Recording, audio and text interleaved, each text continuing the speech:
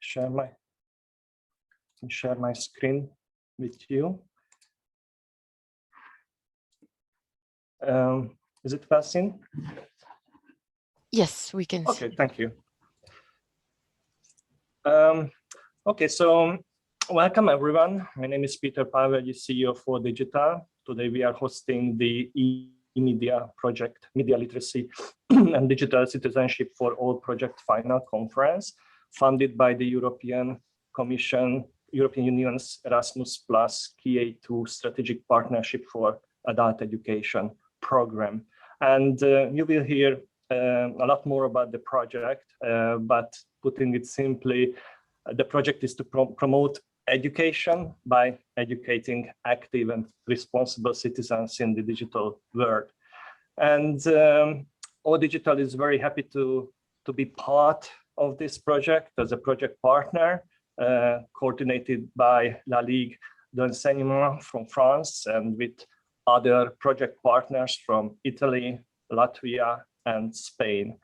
And today we will have an overview of the e-media project and its results, after me presented by Aurélie Gaudin, e-media project coordinator. And then we organize a panel discussion on the importance of media literacy for educators in formal and non-formal education. And it will be moderated by my colleague, Gabriela Ruseva from All Digital. And I would like to take the opportunity to say a few words about All Digital. We are a pan-European international association based in Brussels, representing more than 70 member organizations who are typically networks themselves, regional or national networks. So who work with 20,000 different sort of digital competence centers across Europe and supporting the development of digital skills of Europeans every year by providing training and advice. And our focus is on all people who don't have, who need to develop their digital skills. So, and we believe that everyone today should be develop their digital skills in order to benefit from digital transformation. And our focus areas include basic digital skills, but we also focus on more advanced digital skills to support better employment, employability. Then we work on the field of digital media literacy. Peter, excuse me, can you full screen the slides? Yes, I don't know. Thank you. Isn't it full screen? Not sorry. at the moment. Yep. Yeah, sorry. Is it better? Yes, much better. Okay. I had to change that. Sorry. We promote STEM skills for society, and we also work in the field of digital cultural heritage. And our mission is basically to empower our member organizations who are mainly non-formal education providers, providing training and support and advice to millions of Europeans to succeed with in the digital transformation. And a few weeks ago, when we opened our All Digital Week, our annual awareness raising campaign on digital skills, European Commissioner Gabriela said that we need to go beyond digitalization into a real digital transformation of our economy and society. And it requires all Europeans to have the digital skills required to be active members of the society. There is, however, a need to take into consideration the challenge of the digital divide. Statistics show that 42% of EU citizens lack of basic digital skills to navigate the digital world. And to effectively foster inclusion and democratic engagement, there must be a lot more promotion and investment in digital skills development, including a strong emphasis on media literacy programs for citizens at regional, national, and European level. And in order to raise self-awareness on digital skills, All Digital has just launched a new online digital self-assessment tool, which is called My DigiSkills and can be found on the internet at mydigiskills.eu.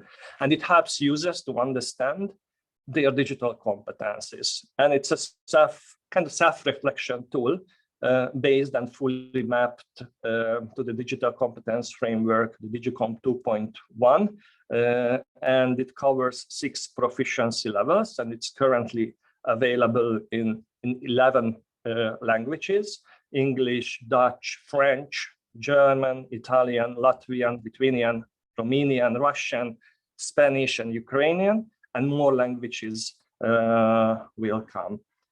And well, our digital is involved in a number of projects like eMedia and many others, which address social challenges in collaboration between various stakeholders, universities, digital competence centers, training organizations, civil society organizations, usually with the support of the European Union, to provide real solutions that benefit people and the society.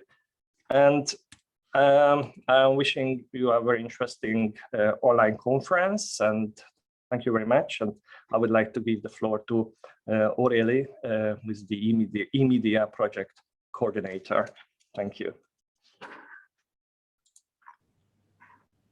Hi, so my name is Aurélie Gaudin. I'm the director of the European and International and Green Transition Department in La Ligue de l'Enseignement. La Ligue de l'Enseignement is one of France's oldest non-formal education association. It aims to guarantee access to education for everyone, regardless of their age, social, and ethnic background. It gathers at the national level more than 30,000 associations and 1,500,000 members. So it's a big organization.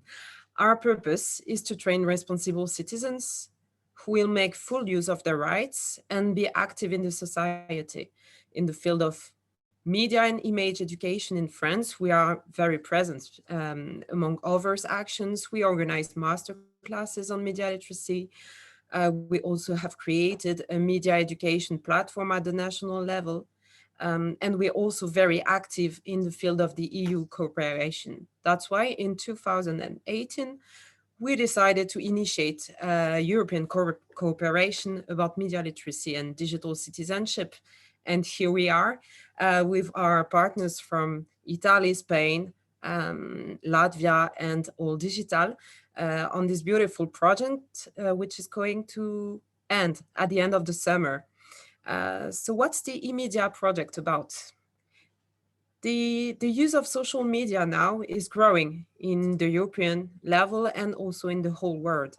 And at the same time, we know that fake news and conspiracy theories are emerging all over the world, and the weakening of certain democracies and the global pandemic have accelerated this phenomena. The latest examples that we have are the ones about the Brexit or the US elections or even the COVID pandemic. We know that about 60% of the messages that are now tweeted haven't been read before or even open. This is why, as we also know that digital is connected also to issues linked to citizenship, protection of democracy, public health, social justice, we do think it's really important to work and educate citizens to the use of technologies through media literacy. Indeed, despite what some people believe, we are not born as digital natives. We just have to learn how to use the technologies such as our mobile phone or the internet. This is why the education of young citizens is really important, and so does the training of teachers. The partners of this project have in common that we think that we need to invest in the teachers as transformers and awakeners if we want to empower the new generations of citizens in using the digital technologies effectively and in a responsible manner. Thus, in this project, our objectives were first to make children and young people understand the making of information through action so that they can become creative and responsible actors. Second, to educate to computer science and raise awareness on algorithmic logic underlying all the tools that we use in order to take power on machines. Third, to reveal the motives of complotism and fake news to enable the emergence of the generation of critical citizens. And last, but not least, to promote the mainstreaming of digital competence provision across the school curricula and foster critical thinking, especially through teaching technology and science in line with the priorities of school education. To reach those objectives, our main targets were the secondary and high school teachers of all disciplines, since digital is a transversal subject. But also we try to reach the educational community at large, that is to say educators and parents included. We produced 3 education booklets. The first one is about robotics. I'm going to share my screen just to show you how it looked like. Okay.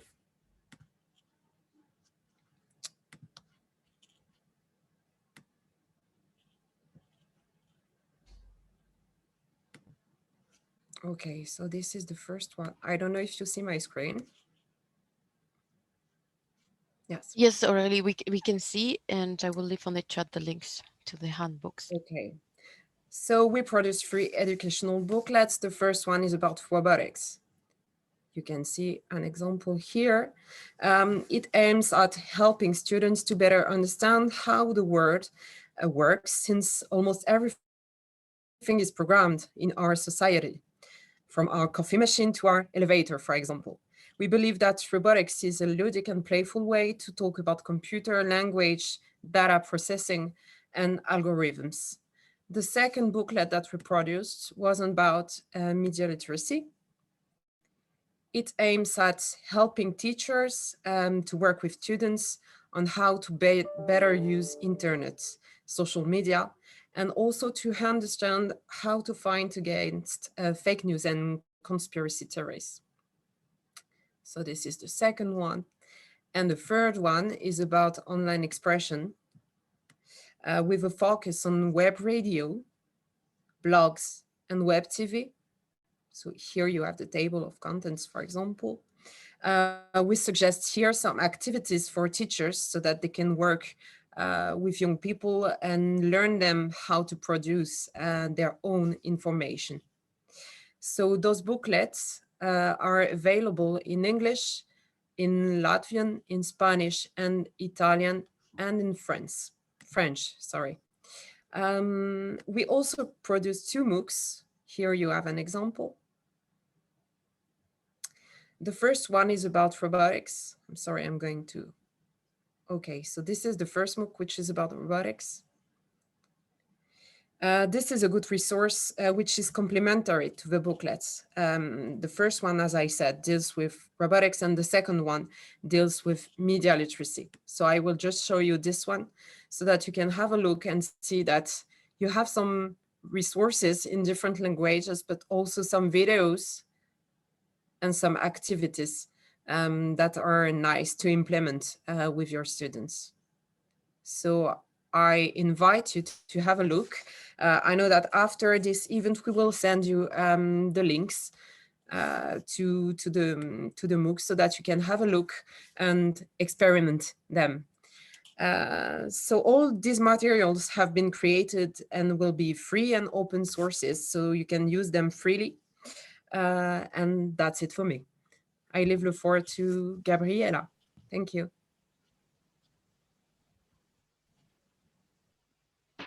Thank you very much, Aurélie, and welcome everyone to this event also from my side. Now we are going to have a discussion with 3 very distinguished, knowledgeable ladies from different backgrounds about media literacy and how we can support educators as educators are in the focus of the eMedia project, and also of the work of many other organizations, also at the policy level. Without further delay, I would like to present you the speakers, and I'm going to invite them one by one. But first, a few housekeeping rules during the debate. If you have a question at the end, we will have enough time to ask all the questions that you would like to our speakers. But meanwhile, if anything comes to mind, please don't hesitate to post it in the chat. We will monitor it and we will ask your question. And of course, at the end and during the questions and answer session, you will also have the opportunity to take the floor and ask your question in person. And now I would like to present our first speaker, Juliane from Reppert-Bismarck. She's the founder and executive director of Live Detectors, so which many of you may have heard about because it is an award-winning journalist-led news literacy program for schools. That she has founded and that she leads to successful scaling up in different countries. Juliane is journalism and a journalist, and she left an award-winning journalism career during which she wrote for the Wall Street Journal, Reuters, Spiegel Online, among others, and reporting from Europe, the US, Sub-Saharan Africa, Middle East.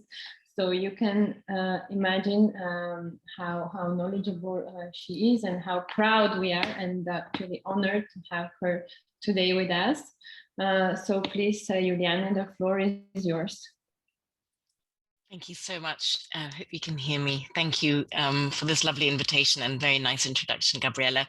It's so interesting also to hear what Aurélie was just saying about how we become digital citizens. So as Gabriela said, Lie Detectors is an independent and luckily award-winning news literacy organization. We work with more than 250 journalists in 4 countries to help children and their teachers tell the difference between what's real and what's not real online, and also how to understand the shades of gray that lie between those two poles. We advocate for smart policies on the side of education, but also on the side of digital rights. We're independent and we don't take any money from platforms or from governments, which actually is turning out to be a little bit of a USP and something that teachers care about increasingly. So like you, we've been worried about disinformation for quite some time. And you've got to imagine that these days when we go into classrooms, these days via video conferencing, the kids line up at the computer to ask questions to the journalists, and they will ask questions like, is it true that wearing a mask will make me more vulnerable to the virus? Or they will say, what should I do if my aunt sends me a chain letter about how Bill Gates is going to microchip all of us? But they also ask questions like, why should I believe a fact checker because they're making money out of what they're doing? So some really interesting questions come up when we work with the kids. And I think that, the pandemic, which hopefully we're coming out of, but which is no doubt going to be influencing this debate for a long time, the pandemic has really shown what can happen when content goes viral, undermining established sources of facts and established sources of science, not only in election cycles, but day to day, eroding our trust in facts, eroding our ability to make informed decisions, and with that really eroding our ability to act within the democratic process, which after all relies on us being able to make informed decisions. So Gabriela's asked me to tell you a little bit about what we're doing about this. I'm going to show you a very brief video. I'm going to tell you something about what we found. We're really just finalizing a report that we're going to be presenting next week, and I'll tell you a little bit about that, and also our recommendations. So first of all, what we do about it. So since 2017, when we were founded, we've been running a growing and increasingly complicated set of operations where we select, train, and send journalists into schools to deliver 90-minute sessions in small classroom settings to really get the kids to do hands-on work. And we're now working with more than 250 journalists. We've worked with 15,000 to 20,000 children by now. We're going to be going into a Central and Eastern European country later this year, and we're piloting in the US. So We've also expanded since the pandemic our work. We've retrained all of our journalists to be able to do this work digitally, which of course is not the same as a face-to-face visit, but we can see that having enormous long-term benefits because it means that we can reach the more far-flung areas that have been out of our reach so far. We also get the kids to work more long-term with us through worksheets. And we're training teachers increasingly also as a friend of e-twinning. And I think we've probably trained about 500 teachers by now. We work an awful lot with questionnaires because we really believe that measuring the effects of media literacy is one of the key tools in making this into something that politicians, policymakers, decision makers are really willing to invest in. So I'm going to show you a little bit about what this looks like when we go into classrooms digitally. I'm going to try and share my screen, and I hope it works, and I hope that you can also hear the sound. And first I'm going to share the whole of this. Okay, can you see that? Can you hear this? Can you hear it? Yes, we can. Very good.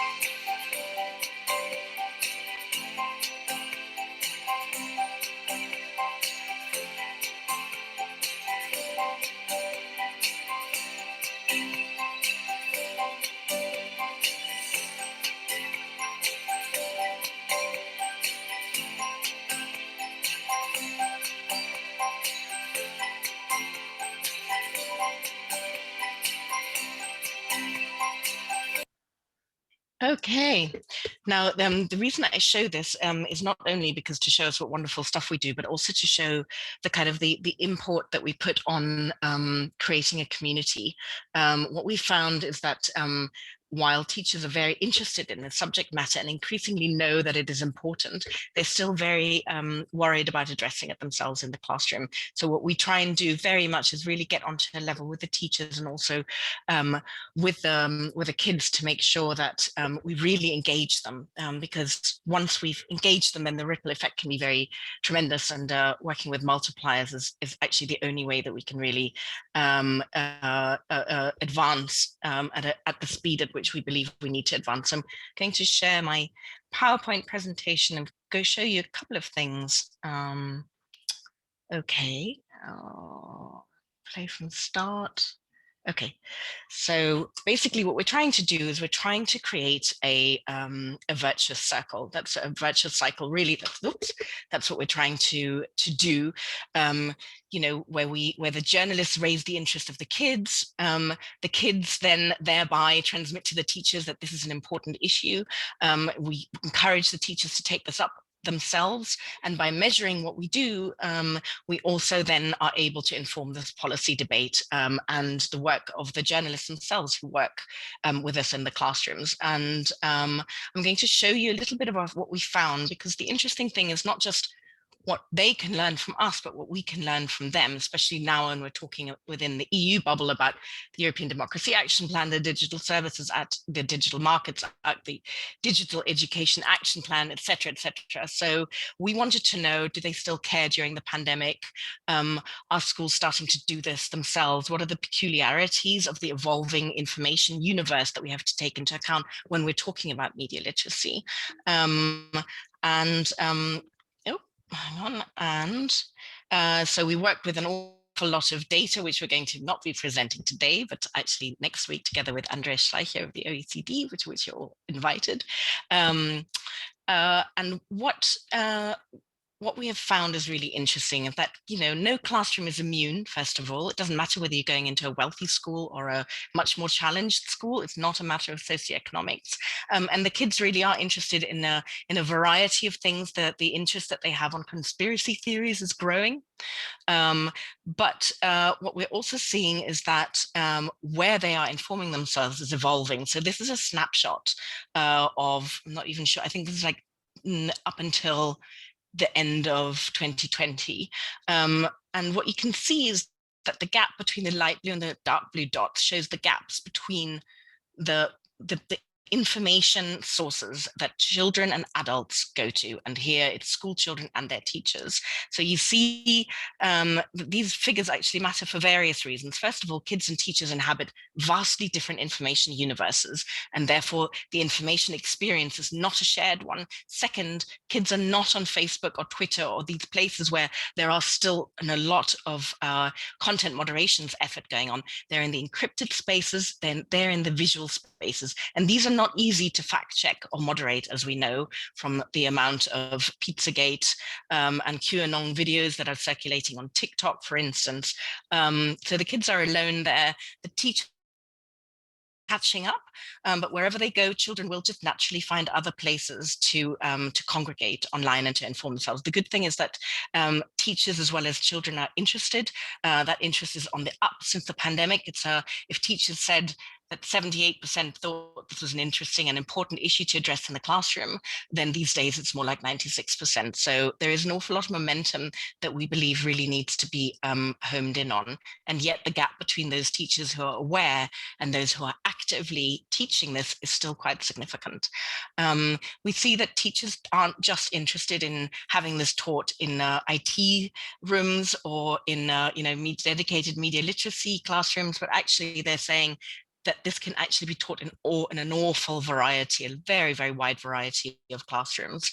And this does, in fact, feed into our into our advocacy work and into our calls for action. We've also, by the way, started measuring together with questionnaires that we've developed with Professor Divina Frau-Meggs and Professor Stephen Lewandowski on how much behavioral change we are affecting.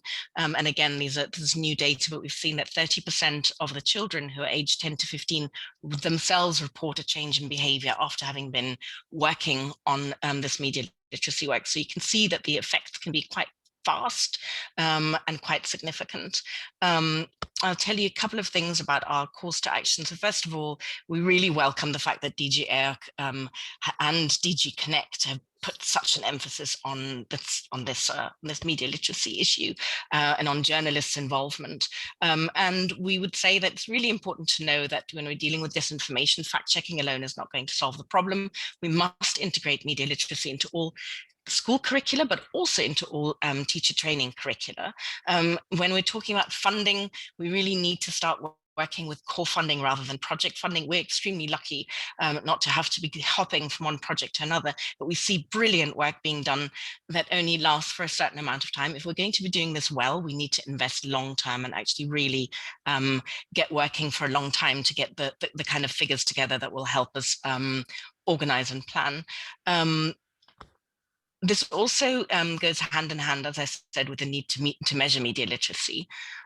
We've been working very closely with those figures and we'll be presenting them soon. And finally, the very important thing is train the teachers. What we do with the journalists is great, it's very popular, and we're very proud to be doing it and to be having such great results, but we can only ever be a stopgap. In the end, this has got to be something that teachers are capable of doing and comfortable doing as well. And with that, I'm going to stop my screen share and hand over back to Gabriela. Thank you very much. That was a very interesting and enlightening presentation.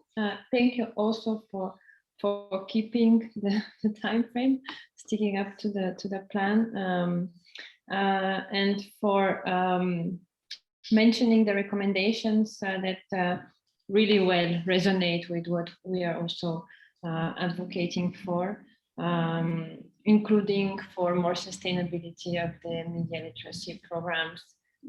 Because as you mentioned, yes, indeed, this is a big issue. And it's a good kind of bridge between the next speaker, Marta Markowska from the European Commission, from Directorate General EAC, DG EAC, Education, Youth, Sports and Culture. Marta has very rich portfolio and profile. She has been working as a teacher, first television story producer and public relations advisor in Canada, the US and South Korea. And now she's working for the European Commission in the digital education unit. Thank you very much, Marta, for accepting our invitation, and the floor is yours. Excellent. Good afternoon. Very pleased to be here. I'd like to thank eMedia and All Digital for organizing this excellent exchange. I think this comes really at a timely moment. We know the challenges that we're facing when it comes to young people around disinformation, around helping them navigate the online world, helping them feel empowered. Some of the lessons that we learned throughout the pandemic, and also, what's been revealed to us in the years before. So I think this is really an excellent opportunity for us to exchange ideas. Organizations such as lie detectors, which provided a very good basis for our discussion today, and also to sort of discover what we're doing on the policy side across the EU through the work of the European Commission. Specifically, I'll be discussing the role of education and training and how we can strengthen that to help young people distinguish fact from fiction, to help them be more engaged online and to really find their place in our complex societies and make a positive contribution to that. So to help today, I will share my screen here and talk you through a presentation I have prepared. I think that's just coming up. Excellent. Great. You can see that, yes? Well, we're seeing the presenters mode. You are seeing the presenters mode. So what does that mean? Which mode do you want to see? Maybe you can try to full screen on the bottom part of it. Full screen, let's see if that works. Nope. I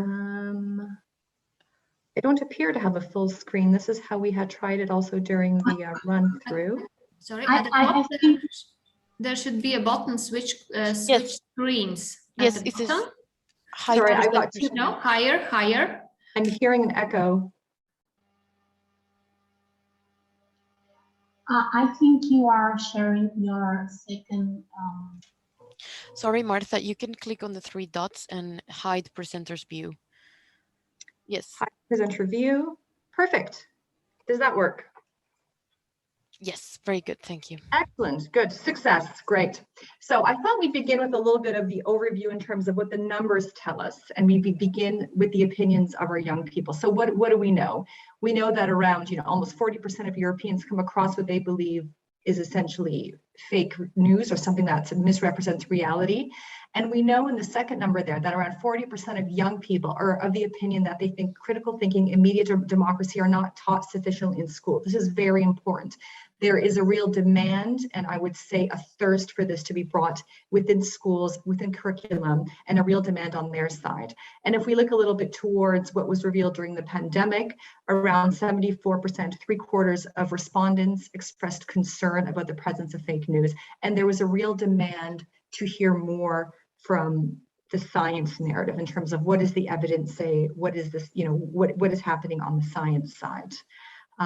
Now, in terms of what we know currently in the demand for it, leading up to the adoption of the new Digital Education Action Plan, which we adopted in September of last year, which presents this ambitious vision for digital education across Europe that is inclusive, accessible, and high quality. And in order to inform that digital education plan, we had an online public consultation, and where it revealed that really identifying facts and fake information online, managing overload of information, navigating the online world was really deemed one of the top 3 digital skills. So people were of the opinion, I think there were about 2,700 respondents, that yeah, this is key. And yes, we see a strong role here for education and training. So it brings us to the next question. Sorry, Marta. Sorry to interrupt you. I would like to kindly ask you to move the commands on Zoom because they are covering part of your PowerPoint. So we see a black spot there. Sorry about that. How's that, yes. better? No, yes, a little bit. We have also the upper part of the commands covering a bit the presentation. Yeah, this I don't know if I can move this. Sorry, that it doesn't give me the option to minimize this top tab. All right. I think for the moment we can still see it. Excellent. Okay, good. In terms of how can education and training help? So what I'll do is I will outline briefly just some of the main policy initiatives, the main political milestones to help frame our discussion today. If we think back to 2015, and this was a response to the Charlie Hebdo terrorist attacks in France, the EU ministers, Commissioner Navracic, who at that point was the EU Commissioner for Education, Training, Youth and Sport, they tabled what we called the Paris Declaration on promoting citizenship and the common values of freedom, tolerance, and non-discrimination through education. And this was pivotal because it essentially articulated, although knowledge, skills, and competences are important for, we often talk about the labor market or helping young people, get a foot in their door. It's equally important when we look at the social civic dimension, looking at ensuring that they have the skills to foster critical thinking and media literacy, looking at the education of disadvantaged children. So it brought this sort of element of how can we help our young people find their place in society, and a lot of that focus was on critical thinking and media literacy. And just to kind of remind, this is 2015. So this is where terms such as disinformation and misinformation were still not on our radar. And the work on the education side was already there on the critical thinking and media literacy aspect.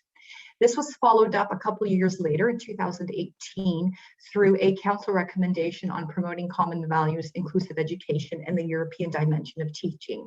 Here, we are really looking at, if we look at our common values, equality, non-discrimination, tolerance, how do these similarities and these things that we have in common foster our sense of belonging, whether it's at local, regional, national, or EU level? So it's looking at those ties and how the education and training, culture, youth, sport, how through all of our work, we can strengthen that dimension.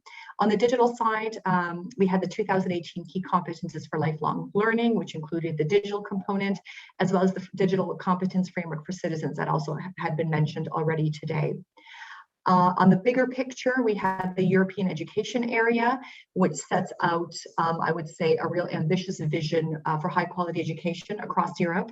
And within that, we have 6 dimensions: higher education, teachers and educators, the global dimension, and one specifically dedicated to the digital and green transitions. So essentially asking ourselves, how, how can the EU with member states through cooperation, through strengthening our expertise, through mutual learning, bring the digital dimension to the forefront. And most recently, as I mentioned already, the Digital Education Action Plan, which also includes specifically a dedicated action to tackling disinformation. So that's really the policy context in a nutshell. Now, we often talk about schools, educators, teachers, and what are often referred sort of, as sort of enabling factors. So what needs to be in place for media literacy in schools to happen, to be rolled out, to be successfully implemented. And we have done some work on this in studies in terms of what does the empirical evidence tell us. So obviously we look at teacher education, and this is both through initial teacher education as well as continued professional development. So it's the new teachers coming in, but also ensuring that the teachers that have already been teaching, are upskilled and have the competences to essentially look at media literacy within their classroom settings. It's teaching with and about media in the digital world. So teaching with media in terms of how can you use technology to help inform on media literacy, but also teaching about the media world. So how does the media world function? I think a lot of young people often forget that, when you like something online, when you share it, when you tweet something, these are essentially, corporate driven corporations, and the reflex there to kind of think also on the ethical side, should this be shared? Is it fact? Is it fiction? These are sort of the reflexes that we need to help our young people develop essentially. And then looking at the school environment. So how do we create a supportive environment at school? How can school also address things such as online bullying? We have issues with online radicalization, tolerance, non-discrimination, as well as the extended classroom in the third space, and often what we refer to as sort of the whole school approach. So what is the role of not only learning that takes place in the classroom, but also non-formal, informal learning? How do we bring, the bigger picture, family, civil society, tech, journalists, the bigger media world into that very important discussion, which is so multifaceted that it requires really a larger sort of lens to look through. Now we have our key instruments that I will quickly run through. And these are essentially, I would say, within our work, within the Commission, within AX specifically, how we look to foster media literacy. The Erasmus program, which I know everyone is familiar with, and the funding that it's done specifically on media literacy, tackling disinformation projects. To date, we have about 2,600 projects for the amount of 241 million. I'm also pleased to share that the new Erasmus program has been adopted. So that's 2021 to 2027. And digital transformation is one of the 3 priorities of the program. And we look at also inclusive, sustainable digital transformation in education. And within that, obviously, the importance of media literacy, digital literacy comes in as well. And then we have the European Solidarity Corps, which, as many of you know, provides traineeships, volunteering opportunities also for young people to work on projects. And within the Solidarity Corps, we have around 140 projects to the amount of €3 million specifically on this topic. Now, the Digital Education Action Plan, which I have mentioned, so I will just briefly, I don't want to repeat what I've said. So essentially, it is really looking at what can we do within the EU, working together with member states to ensure that no learner is left behind, that everyone has the opportunity to benefit from a high quality digital education in view of the digital transformation that is happening, and how do we address that.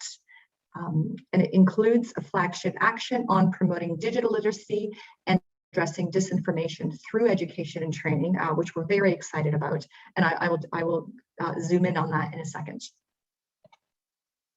So here we go. How do we foster digital literacy and tackle discrimination through education and training? We are producing guidelines essentially for teachers, pedagogical advice, going beyond sort of mutual learning and awareness raising, to equip our teachers and educators with real, I would say, with real advice, with real expertise, with real know-how on how they can bring this into the classroom. Now, to ensure that we sort of have this whole society approach. We have launched a call for a commission expert group that was launched on the 31st of May, and the call closes tomorrow. So if you're interested in applying, you still have time. And the goal is really to bring together all that rich expertise, the tech companies, the media, the journalism, the civil society, the stakeholders, in addition to the education and training community. And this project will go on for about a year, so it's a 12-month window. Several meetings with the expert group are foreseen, and the goal is really to publish the guidelines September 2022, so the following September, as part of a back-to-school campaign across Europe. So this is something that we're very much looking forward to sharing with you guys. Now, e-twinning I know is also mentioned, so I will briefly go over this in terms of being the largest online platform, bringing together teachers, projects from kindergarten, so across all sectors, through to vet, and really looking at collaboration through online projects, learning and developing material content, and really providing an online community for connecting and celebrating the work. Now, why this is key, why I'm bringing this up, is I'm pleased to share that this year is the annual theme is media literacy and disinformation. And there have been a lot of activity through the network, a lot of social media activity as well. A lot of events have been organized.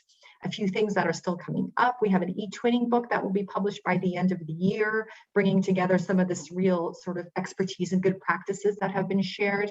There are the ongoing campaigns, development opportunities, and there will be a 3-day conference end of October, around the 29th, I believe, where essentially teachers, practitioners will be able to really engage in hands-on workshops, specifically on media literacy and disinformation. So this is just really another, I would say, strong example of how prominent and visible and how political, really high on the political agenda, media literacy is.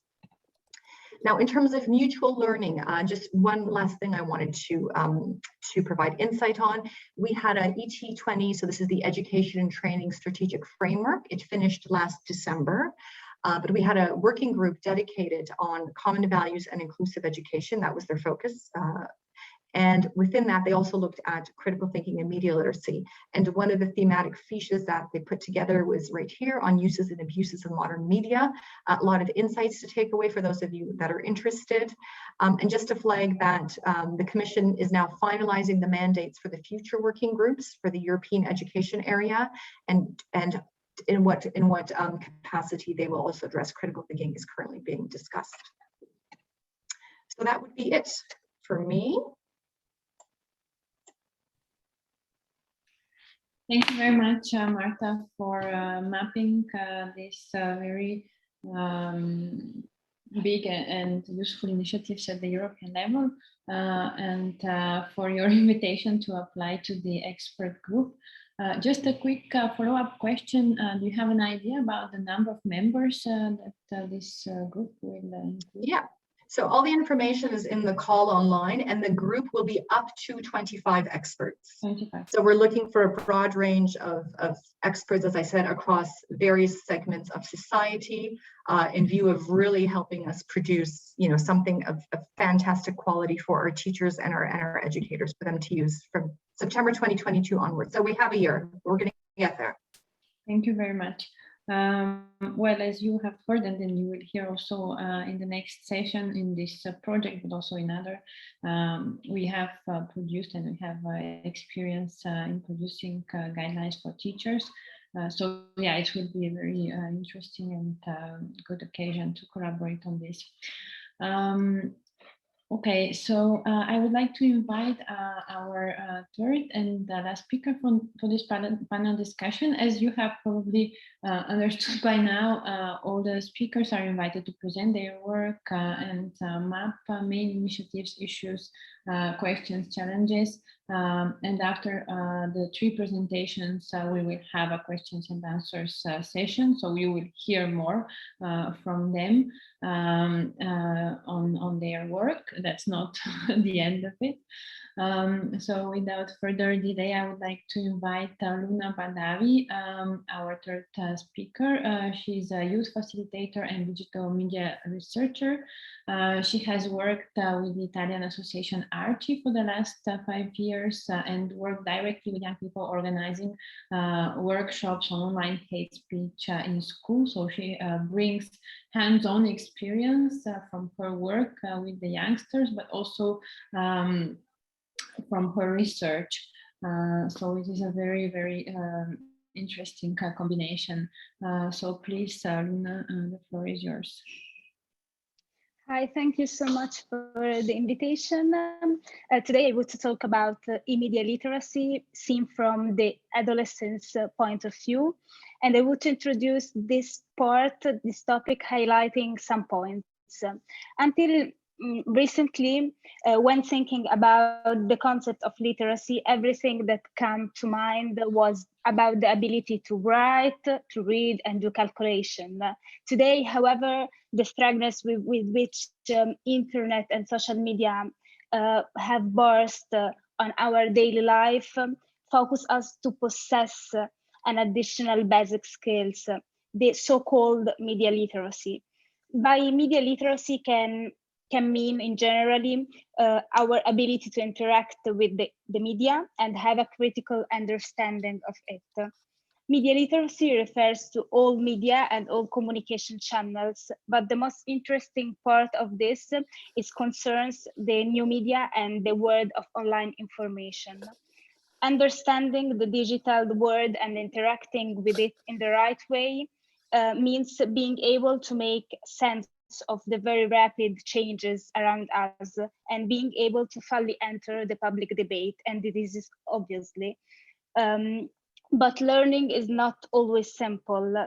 Sometimes it's hard and complex.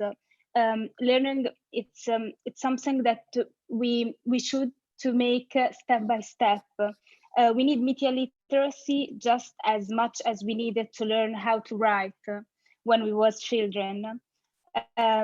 So it became increasingly necessary in this historical moment that we are experiencing. The media are the most powerful window that we have to observe and know the world that we have around us and interconnected work like ours. Doing without it, it's never been an option again now. While for adults, media literacy is starting with the use of the technological tools, so the part of the technological instrument for the so-called digital natives, so young people raised with technology. The situation is a little bit different. The web is an integral part of their life, and not surprisingly, they prove to be the most competent users of the instrument. But on the other hand of the same coin, they need to learn the social and the law and the legal part, so also the cultural risk of the instrument itself. So the risk of how to use the web, how to use the internet. I was able, in our workshops, I was able to observe that students are prepared from a strictly operational point of view, but lacking critical awareness of the use of the instrument, of the tools. In poor words, they know how to use the technological part. So, for example, they know how to use very well a tablet, but they cannot know exactly how it's the risk that came from it. So there is a shadows, a cultural, social, legal shadows that comes from the instrument that we use, and they sometimes misunderstanding this point. For example, we can touch the fake news, the hate speech, the revenge porn, the sexting, the grooming, the cyber stalking, or for example, the cyberbullying, not to mention also cyber terrorism, racism, homophobia, sexism, anti-Semitism and Islamophobia. these topics should be considered and understood at school to prevent adolescents from being victims or executors. These are not mere themes. They sometimes at school know it as a big theme, but they cannot understand that maybe a follow or a like, or maybe some phrases made on internet can have a very big risk in the real life. So I think that addition to this, online it's much easier and more immediate to express our opinion, often in a reckless ways, with the sole purpose of surprising and gathering support. The so-called keyboard lions, who takes power from the illusion of anonymity and physical distance from the receipts, most of the time ignoring the enormous consequences of their action. In addition to this, the lack of responsibility, the gap, the age gap between students and teachers, and also the technological and e-media literacy gap that there is between teachers and students, and also between students and parents, sometimes make it more difficult to talk and to speak of this topic in the classroom. Adolescents need a point of reference to deal with, and that it's why these topics are well received in schools and very well followed by students whom we see engage in our workshop. We take on the web has a consequence that affects us also in real life and the people that are around us. For example, cyberbullies experience everything as a joke aimed at simply annoying the victim or simply joking with the victim. But in reality, it's a real psychological violence, which in some cases had led the victim to even make extreme gestures. It's really interesting how in a few meetings at school, we often realize that we have helped the interaction between teachers and students, and also between students themselves and the dynamics that happens in the same classroom, but also with their teachers and even with the parents. Our workshop always aim to leave a memory of this experience. So at the end of every workshop, there is a group work that they have to finish. It can be a graphic board or a video or maybe a poem or a song or anything that it's related with the tools, the technological tools, and also that have a message about the e-media literacy. For this, I have selected a video that we had worked in the Institute of Florence. It's an art institute, and the people that they make this video is age around 17 and 18. The main theme of this video is about the hate speech and how hate speech have the consequences in real life. And it's really very surprising how in few meetings they can reach the important point that virtual is real, and that all the speech that we can make on the internet has beautiful or bad consequences in our lives. If you can support me to share the video, Victoria, I will be pleased. Yes, I'm on it. So, because I cannot share the. Can you see my screen? Yeah. Okay.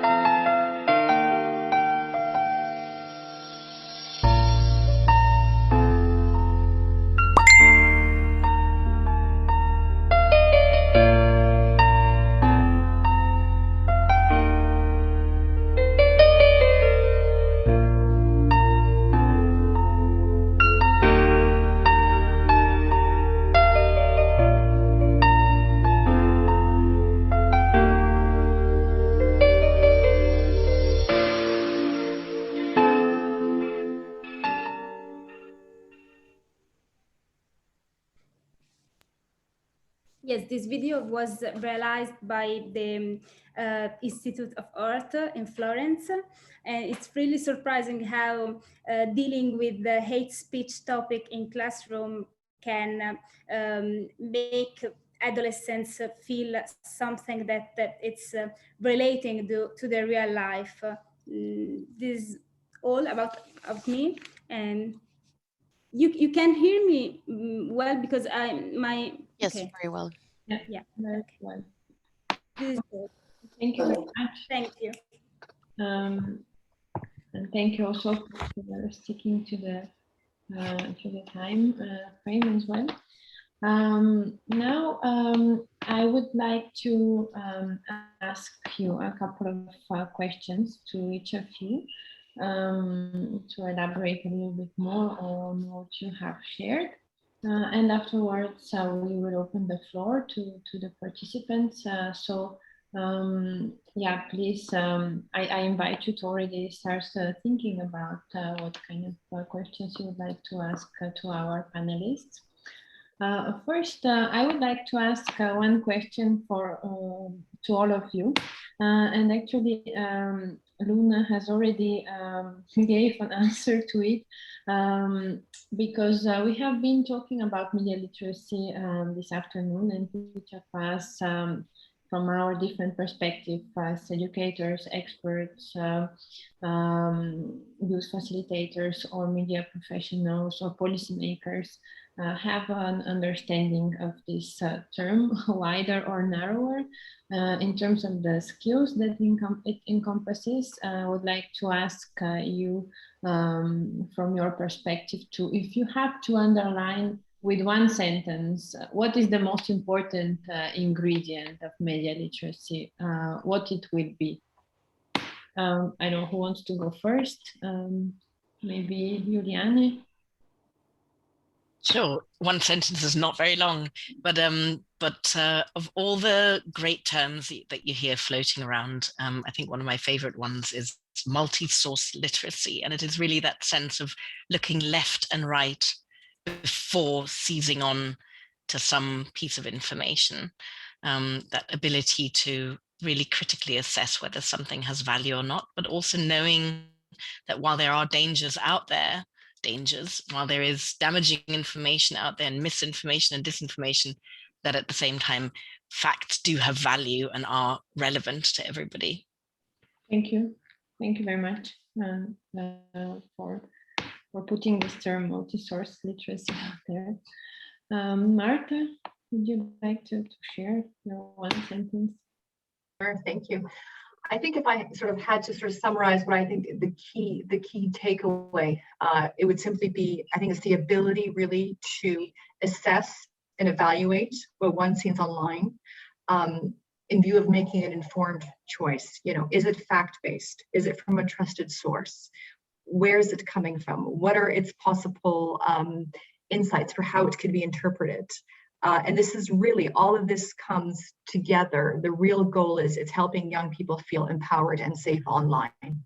So what are the main areas that we can help teach them, that we can help train our teachers and educators so that our young people can really benefit and actively shape our digital discussion, our digital world? Thank you very much. I very much liked what Luna said, that media literacy should be viewed as a basic skill, the same level as literacy and numeracy, encompassing all the skills that allow us to be active, an active part of society. Luna, would you like to elaborate or underline the one thing that you think is crucial? Yeah, I think really that it's a process. Media literacy is a process. It's like the television. You can understand and learn how to use a medium as a tool of the technological point of view, but you have to be aware about other discipline that it's combined inside these tools itself. For example, you can use social media, but you only know how to use it from the technological point of view. So you know how to make an account on Facebook, you know how to write on your Facebook, and you know how to share your information on Facebook, but you don't know the legal effects that can happen on Facebook. You don't know what's the social and culture effects that come from Facebook. You don't know exactly how it's the psychological and anthropological effects that can happen with using Facebook. So I think that media literacy is about awareness. It's not how to use the medium, but it's also how to use it, taking the benefit and knowing the risks. Thank you very much. I think that this perfectly complements our definition, and actually it leads me to the second question that I had in mind, indeed about the role of technology, because I completely agree with you that indeed there is on one side the purely technical skills, on the other side the awareness and the critical thinking skills. And I was wondering if you would like to share some insights of the role of technology in media literacy. So looking from the other side, so on one side, yes, technological skills are part of media literacy skills. On the other side, technology has an effect on the media literacy field in general. So does it complicate or facilitate this landscape, and in what ways? To be honest, I think that technology is neutral. So it's not something that can be bad or can be the evil of the situation or the angel of the situation. It's only a medium, it's an instrument, and how to use it can decide if it's a benefit for you and for society, or can be bad for you and for society. This is the point. We cannot say that we are not e-citizens. This is the future, and we are going to this point. So social media and media and information online, it's something that it's truth. It's make part of our everyday life. So it's just, we can only just accept it and understand how it works to make it benefit for us. So I don't think that technology is a good or a bad part of the process. I think that it's only a neutral tool. Your mobile is not something that can change your life. If it's in the right hand, it works good. If it's in bad hands, it's absolutely works bad. Thank you very much. Yes, this is what we are trying to do, is to make sure that all the hands are the right ones, in the sense that all people have the necessary skills in order to manipulate technology in the right way. Marta, would you like to add something on this?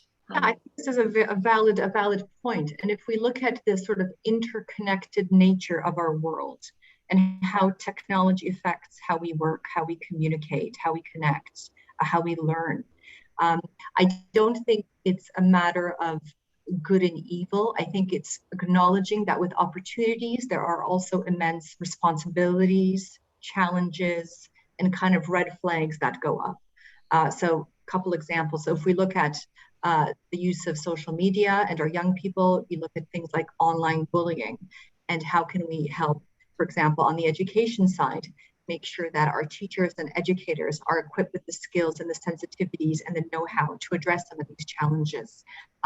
If you look at the actual use of technology in classrooms, because that's another angle, the goal is not really to put more laptops or more tablets or more iPads into classrooms and kind of expect things to magically happen. Here we really need that careful balance of ensuring that technology is rolled out in really, I would say, an effective, efficient way, in that the educators are comfortable with ICT, that there's know-how on digital pedagogy. So there's a whole sort of, I would say, area that needs to be addressed when we look at the role of technology and how it can improve both learning outcomes, as well as the media literacy disinformation aspect of it. Thank you. Juliane, what is the role of technology in lie detectors? There's so many things you can say about that, and you've both said a lot of it already really intelligently. I think that tech can't solve the problem of tech alone. We cannot rely just on AI to get us out of the problem of disinformation. Stephen Lewandowski of Bristol University is really interesting when he talks about the algorithms that currently prioritize content that creates engagement, and by default, that is content that raises the blood pressure in one way or another. But the ability of those algorithms also to be shifted. Just because that's how they are now doesn't need to mean that that's how they will be forever in perpetuity. But that is something that does need to be addressed. I also say that, you know, media consumption is intimately linked with the technology that exists. And from what we see, kids are always ahead on that technology curve. They will automatically and intuitively seek out those areas of the information universe where adults don't roam. And that is something that we have to take into account when we're talking about media literacy, that teachers are actually working with known unknowns and sometimes with unknown unknowns, and that they have to become fluent and confident in doing that. And in the end, nonetheless, regardless of how advanced technology is and how advanced technology and media literacy, the combination of the two are, technology shouldn't be an impediment, because in the end, the core values of being well-informed remain, and they don't actually need to be tied to whether a teacher is on Snapchat or TikTok or Twitch or Discord or Roblox or wherever else the children are at the moment. The essential values remain. Finally, can I say one more thing? So from our work, I'm just thinking about our work during lockdown, when so many children were working from home. There is something really important to be said as we're developing this and as we're talking about digital transformation, to think about the equality of access, because what we really noticed in the work that we did, you know, when I said, you know, no classroom is immune, well, you know, there's classrooms where the kids go home and don't have access to, you know, high-speed broadband or their own iPad, you know, the learning abilities drop off quite significantly and quite steeply. And that's really something that we have got to bear in mind when we're trying to build media literacy for all. Thank you. Yeah, this was also a prelude to my next question, which is about the impact of the COVID pandemic, both in terms of the students' use of digital media, in the context also of increased digital learning, and in terms of teachers' skills to teach media literacy. Have you observed any changes in these two aspects? I don't know, Juliane, if you want to continue. And would like me to answer first? Is that it? Yeah. Okay, great. When the pandemic hit, we really thought that we might have to shut down what we do completely, because we thought that teachers might really just not have the propensity and the capacity and the energy to do this in such a moment of crisis, which, let's not kid ourselves, it was a real moment of crisis. And we were really stunned to see just how high the momentum got, you know, just how fast these teachers who had been working to a large extent in a pretty analog kind of way, you know, classrooms are still pretty analog affairs, how fast they got onto that, you know, onto that scale, how quickly they were going onto apps. You know, it was difficult for them, but how they were losing the fear of this subject very, very quickly. And this has remained. We've also noticed that while sometimes we struggled in the past to actually make media literacy disinformation something that teenagers in particular would care about, they thought, oh, that's an adult issue, propaganda, political stuff, I don't care. The pandemic really has made the ability to tell fact from fiction into something that's relevant to everybody, and where the interest of the children rises, the interest of the teachers follows. And that ripple effect is one that we've really got to pay attention to, and one that I think we've got to capitalize on quite quickly. And quite successfully, if I could, if my observations are correct. And we are looking really forward to hear more from the report that you mentioned. And that maybe you can later on or after the event send a link to the launch event of the report, so that anybody from the participants who is interested could follow it. Marta, from the perspective of the Commission, do you have any observations with regards to the pandemic? Yeah, I mean, I think, the shift to distance and online learning, and essentially overnight what happened, we saw, I think, around 100 million educators and teachers where schools were shut down, and all this learning had to happen essentially for the first time online, where there was no time to prepare.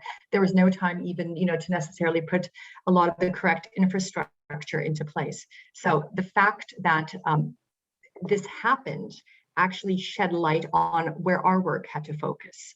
Because, we've been talking about, we've known, for a while that something like 40% of teachers are of the opinion that they don't have the ICT skills necessary to deliver on digital education.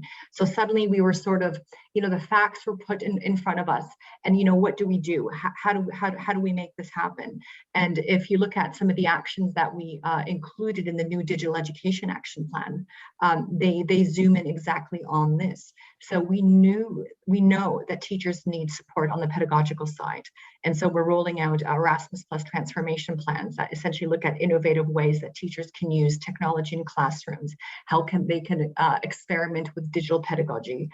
If we look at Selfie for Teachers, which is a tool that we are currently developing, piloting, and will be rolling out by the end of this year, which will provide teachers with a real sort of snapshot roadmap of where they are on the ICT skills, where they need to be, and some indication of what needs to happen sort of to bridge these two avenues. And then also on the pedagogical side, if we look at the action that we are developing on disinformation that I mentioned. So it became very clear that more needs to be done. The call was now. And this was the opportunity really to answer that call through some of the initiatives that the Commission is rolling out. So I think it was an awakening, a much needed one. Thank you. Thank you. Nuala, would you like to share any insights about the impact of this pandemic? Yeah, for sure. I totally agree with Marta and Juliane. I just want to highlight and focus on that also during the pandemic period, the oversharing of information between students themselves was really in augmentation, and that the use of social network between students and adolescents was really higher than before. And also about the increasing of hate speech and disinformation was really surprisingly. And with ARCI, we made 2 webinars about the Asian problematic in Italy and the hate speech directed to Asian people that was emphasized about the COVID and the situation in Italy. So totally agree with both ladies that speak before me, but also about the oversharing that happened in this year. Which also underlines even more the importance of this kind of programs, educational programs, media literacy. Okay, thank you very much. According to our program, now it's the time to open the discussion for questions from the audience. In the chat, I can see that we have some comments that yes, teachers first need to know the basics of digital technology and of media literacy, how they can manage cookies, how they can store information, and where the voice messages go. Yeah, I think all the speakers agree that teacher capacity building for teachers is really really the basis of this. I don't see any other questions. So if anybody would like to ask a question, I invite you now to raise your hand through the Zoom option, or just unmute yourself and speak. Feel free to do that.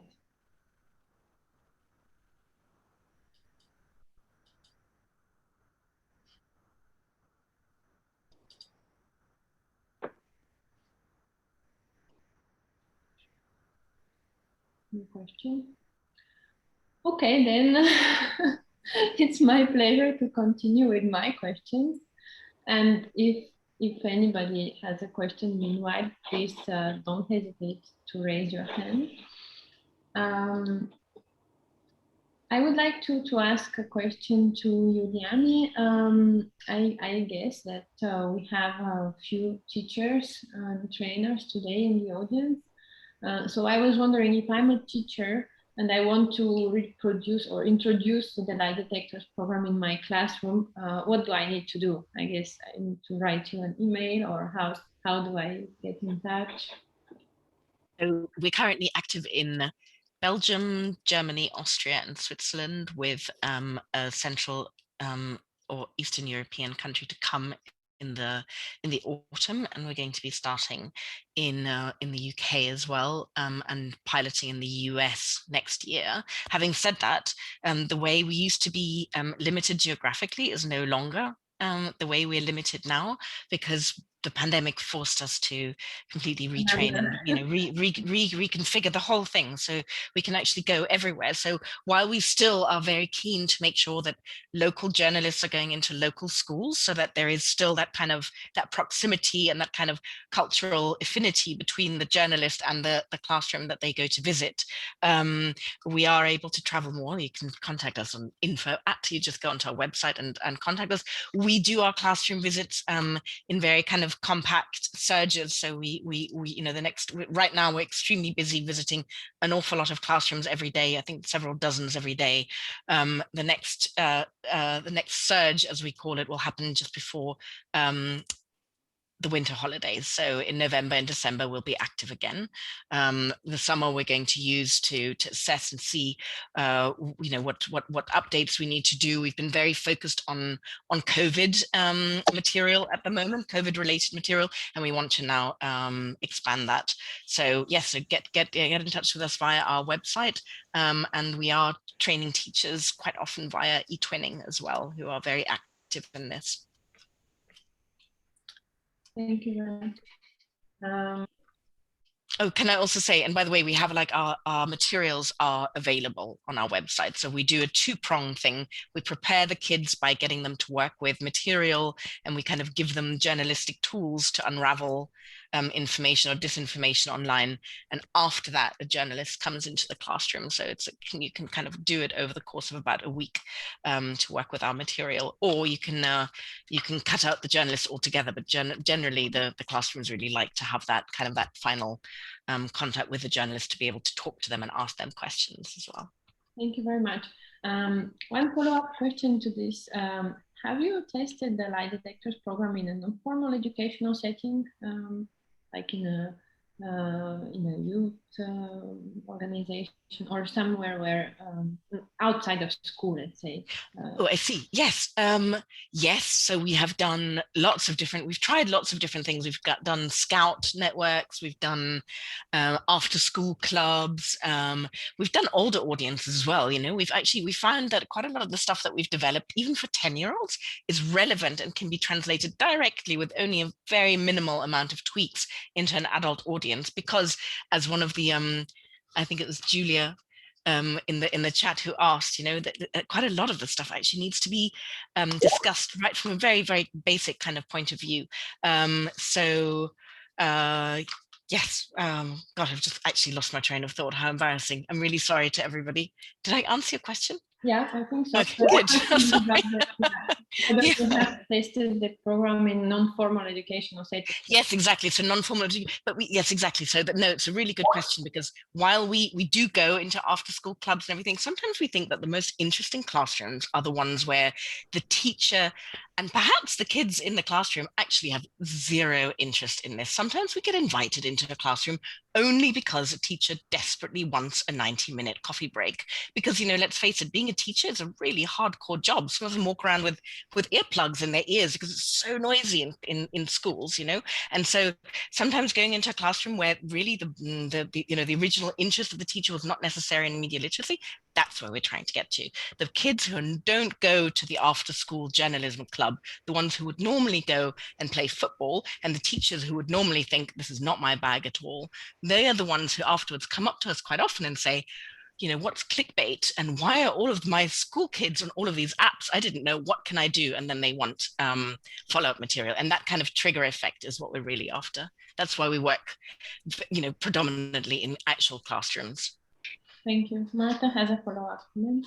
Yeah, I think just something that was just said triggered a thought here, that we often talk about the young people, but adults, senior citizens, people in the sort of 50 to 80 bracket, okay, they might spend less time online, and their main sort of social media tools may be Facebook, and our young people are on other apps. But the demand, is there. We saw during the pandemic in terms of, the type of information and some of the garbage, if I could call it, that was shared on Facebook pages, across the planet. A lot of this comes from the older generation. So I think on this side, there's also a responsibility to, yes, it's very important to engage with the young people, but equally so, with their parents, and their grandparents, and what can be done on this through adult learning, through lifelong learning, through various, projects and initiatives that are funded. But I think that's really an interesting point in terms of, the demographics and how the narrative has changed. And often you find even young people are explaining things to their grandparents, alerting them to the challenges around disinformation and some of the fake narratives that were spread around the vaccine and vaccine take-up. Also, what we've learned, what was revealed to us during the pandemic, I think, was that it also shifted the discussion to older generations when it came to disinformation. Perhaps that narrative wasn't as prominent 2 years ago, for example. So it's just something that I had on the lifelong learning aspect. Thank you very much. I'm wondering also Luna, what you think about the age group that is, from what age should we start talking about media literacy? So we are talking, yes, about the importance to educate adults, but what age do you think is too young or old enough to start talking about this with young people? I think that from primary school, it's good to start to talking about media literacy. To be honest, all my workshops or laboratories are on the secondary and high schools. So we always deal with peer-to-peer education, because the gap of age that there is between the YAS facilitators and the students are about 10 years, not more.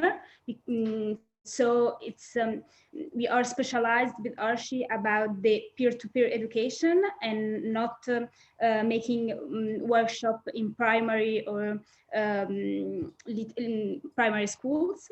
But I think that it's important to start thinking about illiteracy also from primary school. Thank you very much. There is one question from the chat. I will throw it out there and I will let you decide who would like to answer first. How to cope with the situation when the big share of teachers believe fake news and follow. So again, we are coming back to teacher training and capacity building. I can say something about that if you like. So some of the most interesting interactions that happen between the journalists and the teachers, and some of the most skeptical people in a classroom when it comes to interacting with a professional journalist other teachers. And we do get questions like, is it true that you only publish what your government allows you to publish? You know, this is not kind of way out stuff. This is actually quite routine. And this is why we work with journalists, actually, just to narrow the gap between a teacher and a journalist. And this is why we also train our journalists to talk about not just the brilliant work that they do as journalists, but actually also about the pitfalls and the enormous challenges that there are with working with a business model that's actually under enormous pressure, journalism, and with 24-hour news cycle, making sure that you're actually portraying an incredibly complex reality in a fair and balanced way. And so all the journalists will talk when they go into a classroom. They will always bring up an example of when it didn't work out, and you can really hear a pin drop, and people are really paying attention, not just the kids, the teachers as well, to hear a journalist say, here are the standards, here are our professional standards that we're supposed to be meeting, and here's what sometimes can happen, and here's why. And the whole idea is to say, look, there's purposeful, disinformation that's being put out there to manipulate, actually online, and then there's information that journalists are putting out there that that might not always be perfect, but that's actually being made with a sort of bona fide idea of, providing information to citizens. And that's a really interesting thing. There's really interesting research happening with trust bases and things like that. We'll never tell, for instance, some of the teachers ask us, please, will you give us a list of reliable news sources? And we will never do it, because we're not telling anyone this is whom you should trust, because even those whom you could theoretically trust can get it wrong. It's actually equipping people to check, and just to check multiple times themselves. But that's a really, when you get a teacher like that, and you get into a conversation with a teacher who has those worries about journalism and whether it's reliable or not, that's a really very, very fertile ground. And it's one of the reasons why we actually do work with politically very uncontroversial things. Like, we do not, when we go into a classroom, we need to be able to talk to a classroom regardless of what the parents are voting or the teachers are voting. We really are just trying to get the kids and the teachers to flex the critical muscle and use the tools, like Marta was saying, we want to empower. That's really important. We need to give tools to really simple examples. They can be super playful examples. The issue is that we're starting to flex this muscle over and over again, so that when an important and difficult decision or question comes up, they're able to employ those tools. Yeah, and it becomes a sort of a habit, kind of comes natural. Marta, would you like to add something to this? Yeah, I mean, I think that raises an interesting point, is that if we look at, the responsibility of our teachers and educators, in that we trust them to impart knowledge and inform young people, yet obviously, we have cases where there's also a lack of foresight, a lack of insight in terms of how to address disinformation, how to teach it, how to be aware of it. And another issue I think that comes into this discussion that we haven't touched much about is really the role of one's values and the biases that one actually has. These are issues that one has accumulated, or what's the word I'm looking for, has sort of taken on throughout their lives. Your views have been shaped by so many aspects of your life, your childhood, your political leaning, how you see the media, what experiences you've had, your professional role. There's so much there. It's such an abundance of life experience that in effect fosters the way you think and the way you interpret. So I think I completely agree that media literacy, critical thinking is key, but there is a whole sort of other side of the discussion that comes into that. And so if you look at teachers and their role, I think sort of unbundling some of that becomes very important, and how they can be helped through mutual learning, through awareness raising, through being aware of their own biases and their own tendencies and the way they think and the way they interpret data and information. So it's a real plethora it's a real rich sort of evidence area that needs to be explored and is key. And the other thing that I just wanted to add is, before one can really distinguish between fact and fiction or critically judge, one needs to know the facts. And so here we're looking at, basic competences, literacy, math, science, and onwards, but the ability to essentially have that knowledge imparted, and to know, for example, that how is I'll use the pandemic as its most recent. How is a vaccine created? What kind of science goes into it? What kind of rigid testing? What are the standards? Why was it developed so quickly as opposed to other vaccines that take years or decades? So there's also that sort of the knowledge aspect, which is very key. In order to ensure that people have this sort of baseline of content essentially in their heads, so that they can then critically think and assess what they see online. So I think here also is just something I wanted to flag on the actual lifelong learning for competences, for example. There's a huge role here to play as well. Thank you very much. Luna, would you like to add something about how to address this issue that some teachers actually do believe fake news and follow webs, because of all the reasons and all the complex reality that Marta just described? How can we address this? Yeah, I think that from my little point of view, I have my little experience in classes, that the point is to be neutral. So I can give you the case to understand and interpret the fact, but you should to search and understand by yourself what has happened and which is reality and fiction. And for example, a little gaming exercise that we sometimes make in class is to take some reportage or interviews from the newspapers and read it, and for example underline and highlight why in some episodes or in facts, in society facts, there is highlight the nationality of who is the person that make a bad thing. Or for example, why when it's a good news, it's highlight that it's for example woman or man. So it's about a critical reading. So I think that by themselves, the students understand how to overlapping the information, and so to create their own reality, their own truth. I think that every one of us have his own truth.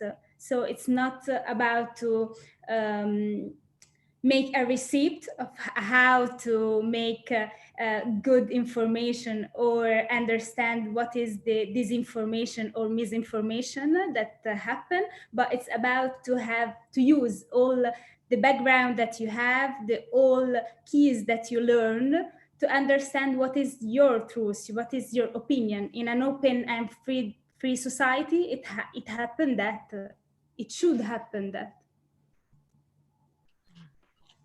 Thank you very much. I think on these words, we can, Marta, please. Maybe a quick comment on this is, I think we sometimes maybe forget how immense and how challenging the teaching profession is and what is expected of it. We often think of curriculum and content and maybe sort of our perspective of a teacher just standing in front of a classroom and, delivering a lecture or a teaching point. But, on top of that is the social emotional learning, the well-being, the social civic competences, all this stuff that, perhaps decades ago wasn't as prominent. And you add to the social online media, the digital component to the mix. And, we have evidence that, the vast majority of teachers in Europe feel that their profession is not valued, that their work really doesn't receive the same or any kind of recognition that it should. So I think, when we speak of how we can help teachers and how we can guide them on this journey, I think this is something that we also need to consider, when we have these conversations in terms of where, how the profession is changing, how it has evolved, and where we through something like lie detectors, through commission funding, through mutual learning, through our programs, we can help them. I think this is pivotal. So I just wanted to flag that, just a thought I had on the profession itself. Thank you very much. and given that you have also a background as a teacher, I consider that you are talking also from personal experience. Yeah, thank you very much. On this note, I would like to wrap up the panel discussion with a round of applause for our wonderful panelists. It's a pity that we cannot be together and cannot hear all the applause. Well, thank you very much for your valuable contribution to the debate. I hope you can stay throughout the event. Next 20 minutes, we will hear from the experience of the media project partners from their work on the ground. And I think we will hear some more interesting and useful insights. So back to Aurélie to introduce the next session. Once again, thank you very much. Thanks a lot, Gabriela. Thanks a lot to you all for your beautiful interventions, and they are really complementary to our project. So thanks a lot. So now let's go for the speakers from our project. The first one will be SOS Racismo, and I will ask a very simple question.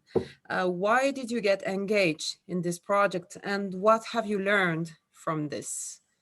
Thanks a lot. Good afternoon. Thank you, Aurélie. First of all, I'm going to introduce myself and my association. SOS Racism is an NGO which works with fights against discrimination and racism, and we work for the rights of migrant people. Personally, I work in the local NGO in the north of Spain, in San Sebastian, and I work in the educational area, where we do different workshops in schools against stereotypes, prejudice, and hate speech. So answering to your question, Aurélie, we engage with the media project because we have been working on media literacy for many years in SOS Racism, considering that media reproduces many stereotypes, prejudices against migrant people and racialized people. But it's true that in the last years, we have started focusing on schools, on students, above all on secondary schools, considering the reality of internet and social medias, because we are facing a really worrying increase of hate speech against minorities in social medias, as well as fake news. So our aim when we work with students, with young people, is first of all to make them able to recognize stereotypes and prejudices and hate speech in all the information they receive. Secondly, we try to raise awareness in them in order that they won't reproduce those stereotypes and hate speech, for example, by making comments or sharing different news without critical thinking. No? And then our third aim, that is linked to the online expression, that is another important pillar of the media project, is to make them take a very active and paper and behavior online, for example, by sharing alternative tales and story about migration, above all positive stories about migration. So thanks to the media project, we have improved a lot our work on media literacy, because before we just realized workshops, I want to say one-time actions. I mean, we went to schools, for example, we gave 3 hours workshops on media literacy, and that's all. And thanks to this project, the media project, now we rely on materials, on very interesting materials to train teachers and educators of formal and non-formal education, and we have started to train them so that they can by themselves work media literacy in school, in their daily work in class, and so we can guarantee the sustainability of the presence of media literacy in school, and not just a one-time action and that's all. So thank you to the project. We think that we are going to start a very interesting work with educators and teachers. Thanks a lot, Loira. Okay, thank you. So here we had the testimony of an association which works on media literacy to fight discriminations and stereotypes. We also got a university who got engaged in this project. So I would like to ask the same question to the University of Latvia. Yes, hello. Hello, everyone. I hope you can hear me. Yes. So I represent the University of Latvia with my colleague, Professor Linda Daniela. So we represent the Faculty of Education, Psychology and Art of the University of Latvia, which contributes to development of the most important humanities, education science and psychology, as well as the general design and interior design as well.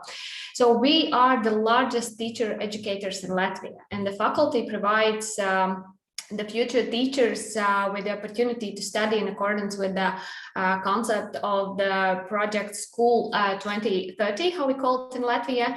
The aim of this project, competence approach in curriculum, or School 2030, is to develop, appropriate, and subsequently introduce in Latvia the content of general education and the approach to teaching from the preschool to secondary school, as a result of which students would acquire the knowledge and skills and also attitudes necessary for the life today. And also Latvia is one of those few countries in which robotics and programming are included in curriculum in order to develop digital competences, problem solving skills. And in the study process, we develop also critical thinking that is crucial for the media literacy as well, that we were talking about today. And faculty dynamically participates in the process of reforming the Latvian educational system, facilitating the transformation to competence-based education, combining innovative theoretical studies with practice, and faculty lecturers. We participate in international academic and research projects, for example, like this one, that are also open to student involvement. So regard to all of that above, and given that we are developing also digital competences for future teachers, the project seemed very attractive. I hope I answered your question, Aurélie. That's perfect. Yeah. Thank you. Linda, would you like to add something, or? Thanks to Santa, and I can just add that we are the biggest multipliers of our ideas, because we are preparing teachers, and teachers are going to schools and share the knowledge we are giving them. So all the materials and all the information which is collected in this project will be shared with future teachers, and which are going to schools and multiply our ideas. Thanks a lot, Linda. Another partner who joined this project is ARCI. ARCI is currently working in the radio, and they also work on media literacy. So this is quite interesting to ask. Why can we say that radio is also an effective tool to work with young people on media literacy? Hi, Aurélie. First of all, I'm Daniele Bianchini. I'm a journalist. I'm the director of Nova Radio, the community radio of ARCI Firenze, which participated in media partnership with the National Committee of ARCI. What is ARCI? The largest association for cultural and recreational promotion in Italy, which has 1 million members through Italy for over 60 years. Has always been an association that also deals with media literacy, and Nova Radio is one of the tools to make this, if you want. ARCI is engaged in social invention action with the objective of fostering citizen participation, especially youngsters, and defending the rights of the most vulnerable categories like migrants, asylum seekers and refugees, prisoners, minors, or a person affected by physical or mental disorder. Such actions are carried out by volunteers and through the creation of a social enterprise self-finance project of those founded by local, national, and European government and titles of private foundation. But why the radio? The radio is a tool that can be of great help in the formation of young people. It is a simple medium, accessible to everyone, both as regards to creation of the contents and for those who can listen. Precisely for this reason, it is also a useful tool in media literacy project in schools. And through the radio, students learn to communicate and speak in order to be heard. A few simple but very important rules that we talk in the classroom. Be clear, so use simple language. Be concise, so keep sentences short, and be correct. Check facts and grammar. On this basis, Nova Radio and ARCI promote the use of radio as an educational tool through a series of projects in schools. In this way, young students understand how media communication online and offline works, improve their communication skills, and learn how to be creator of contents. In particular, when students work with news, they learn how to write them, and so how news arrive to people. So through this project, we not only teach students how to use the media consciously, but we make them real creators of informed and educated content in the use of online media. For example, Nova Radio promotes various projects every year in the schools of Florence, putting various themes at the center of the educational actions, from music or journalism. Students not only learn what happens in a radio and the daily life of a newsroom, for example, but they become real main actors by learning all that is needed to manage a radio program in a full autonomy.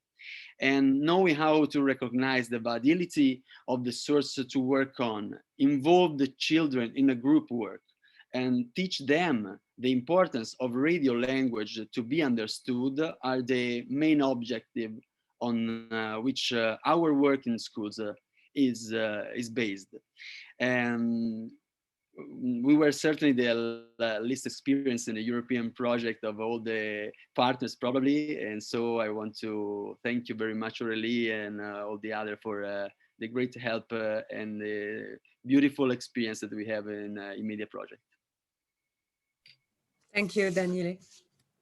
The last partner involved in this is Scuola di Robotica.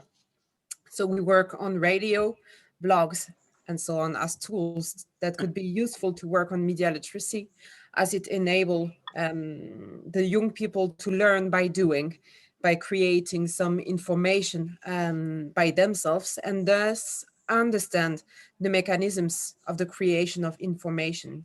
In this project, we also decided to involve some inputs and partners to deal with robotics. So maybe also it could be interesting to introduce us why it is important to work on robotics in schools. Thank you, Emanuele. Thank you, Aurélie. I'm Emanuele Micheli from Scuola di Robotica, School of Robotics in English. In this project, our role at the beginning was very strange because immediately it's difficult to connect media literacy to robotics. But if we can understand better the concept of robotics and the expanded sense of robotics around our world, probably we can understand because this is so innovative to put in this project. Robotics mean a lot of things, mean coding, mean artificial intelligence, mean chatbots, mean creating, build things, artifacts. And when we create something that have to interact with ourselves in our world, in the real environment around us, we have to build some things that became immediately a sort of new media, because have to communicate with us. And in this communication, there are a lot of things. Obviously, not all of robots that we introduce in this project are like that behind me, very big in sci-fi movies, but our robotics is educational robotics. So we are using robotics as a tool to introduce new languages like coding, that the new media. So thanks to the coding, we can represent new concept.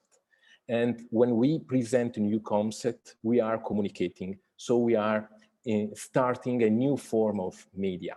And in this step is very important for the future generation to understand how to be creative with this technology, how to be aware about the use of this technology, because in a lot of cases, this technology is good, but is bad. So we have to be aware about the dual use of technology, and robotics is the future, is the next step. So to understand artificial intelligence, chatbot, and how to interact with robotics, the most important educational part is starting to do.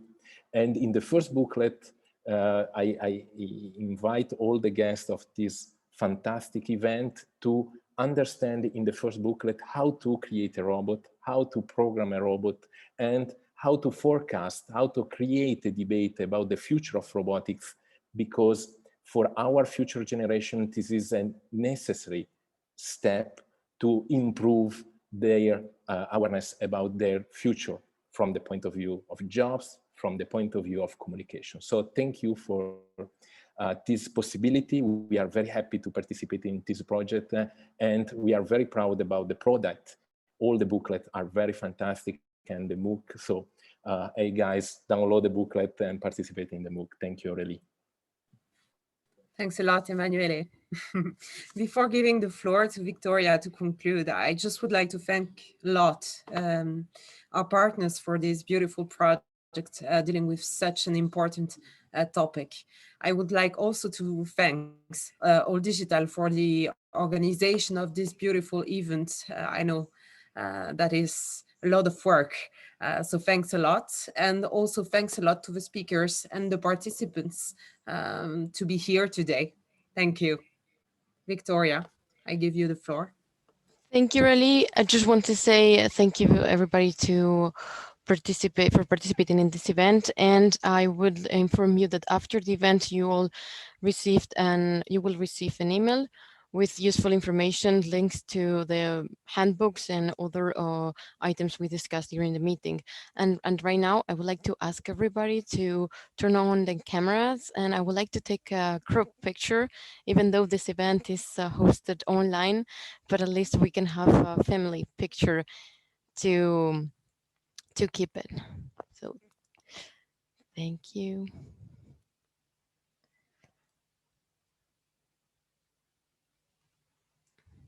Okay. So 1, 2, 3, cheers. Wait, well, I'm gonna take another one. 1, 2, 3, cheers. Well, thank you everybody for joining us today and staying with us. And as we said, we will issue a certificate of attendance, and we will share the presentations and other useful links after the event. Thank you very much, and have a good day. Bye-bye.